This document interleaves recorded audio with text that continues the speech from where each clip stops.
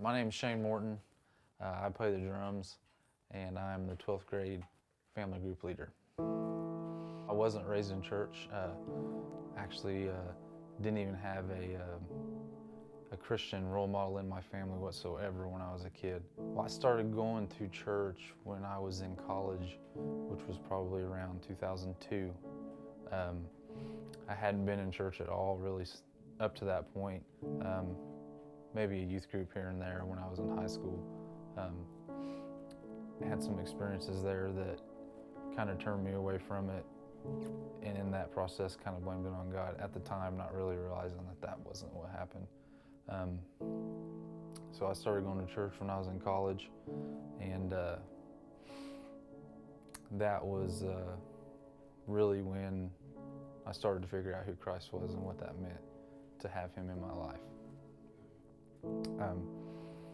The things that led me there was, at the time I was dating my now wife, Lori, who was raised in church and things like that. And I was kind of playing the game at one time, you know, doing the church thing, and then actually had an experience where most of my life I had chose to be the wild and crazy and party and things like that, and ended myself up in a not so good place for an evening. And at that point was when I really decided to change my life. And from then on, really dedicated my life to Christ and to figuring out what that meant.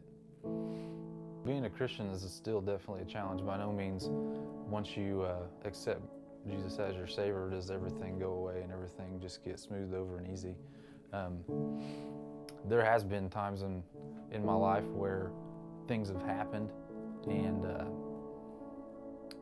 anger has always been a big thing that I've always kind of struggled with, and the enemy likes to use that and bring it back up. And in doing that, you know, there's been times where I faltered and decided to maybe blame God for that. By no means is it easy. Even in my daily job and where I work, the environment is not, I guess you'd say, conducive for a Christian. There's not many people like that in that profession, and it's a daily challenge to stay positive and to not let the things of the workplace affect you or your family, you know, taking that home to your family. So even though you accept Christ, there's still difficult times that you have to deal with. What Christ means to me today and how He's changed me is, I've always struggled with anger. That's always been a big struggle of mine. My dad left me at a young age before I was even in school.